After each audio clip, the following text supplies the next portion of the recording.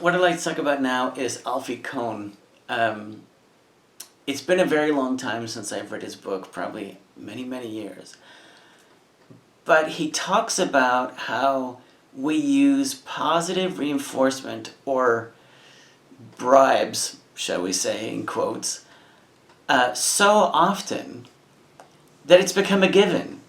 If you ask me to do something for you, the response oftentimes is, what am I going to get? What are you going to give me, right? It's not do this because it's the right thing to do. It's just a consequence of using positive reinforcement over and over and over again. So Alfie Kohn has a thing called overjustification. Is you do something for me and I give you a reward. You do something for me, I give you another reward. It's the same thing. And basically this cycle goes on over and over and over again until finally that reward no longer works.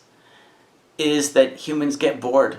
What about if you had, think about this, you had one favorite food, you would just like, oh my gosh, this food, or whatever, maybe it's a certain amount of money. If I could just have this certain amount of money as a reward, man, I would do that, over and over again. Well, let's say that does happen. You do get this amount of money. And obviously it's not, hundreds of $1,000,000, but let's say that you did something and you got $1,000 in return. And you got another 1,000, and you got another 1,000. Well, if you saved it, right, pretty soon that amount doesn't really mean anything to you anymore. And that money is not really as much of an object for you, hopefully, because you've been saving that amount of money. And now you're like, or whatever, you get the idea. So the story that I really want to tell you is he wanted to know about children who are coloring. This goes along with intrinsic rewards. I like to color, so I do it on my own, right, without you having to give me anything. So in school, he found a big group of children who liked to color. Then he separated them. And one group, he gave some kind of reward for coloring, and I can't honestly remember what it was.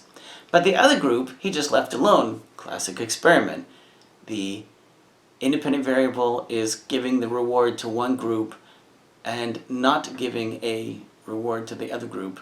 But they both like to color, right? So what happened is I don't know, some period of time went on and the children who were getting the reward got used to getting the reward. And then what happened is, boom, he cut that reward off. You are coloring, in your books, but I am not going to give you a reward for that anymore. And what happened? What do you think happened? Did they color anymore? Well, you'd think, well, sure they did. But guess what? They didn't. They stopped. You're not gonna give me anything for coloring? Then I'm not gonna do it. He took an intrinsic motivation, I like to do this because I like to do it, and made it an extrinsic motivation. I'm doing this because you're giving me something. So one of the things, I used to be a Harley mechanic, and one of the things that the guy told me at the shop is, don't make your hobby your job, because once you have to do it for a living, you won't really like it anymore. Now, I don't think that's 100% true. I was a Harley mechanic for 6 years professional, and I think I actually did it for about 10 years or 12 years after that. And I still did. I still did like it. It wasn't quite as challenging. It wasn't quite as interesting, but I still did like it. But I can definitely see where, if I was a mechanic for maybe 15 or 20 years, and maybe had bad knees or bad back, maybe I wouldn't think it was so great then. The children who continued to color on their own and had been not changed continued to do their coloring just like they had before. So I guess the whole point of this is to be very careful with rewards. If you use rewards too much, then that individual or that group may not want to do it anymore unless you give them something different or something more. It's very difficult as a teacher sometimes to not use rewards. How do I encourage students to work hard and to do the right thing, but to not reward all the time? I mean, because I think in the real world, you're just not going to get any, no one's going to pat you on the back for doing what you're supposed to be doing. You have a job, you get paid, but think about a relationship.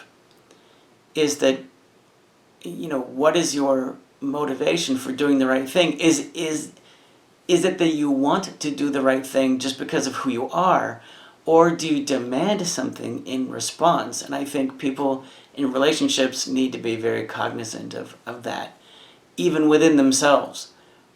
What am I looking for? Do I need something in return every time I do something, or am I just doing it because it's the right thing to do? Something to think about.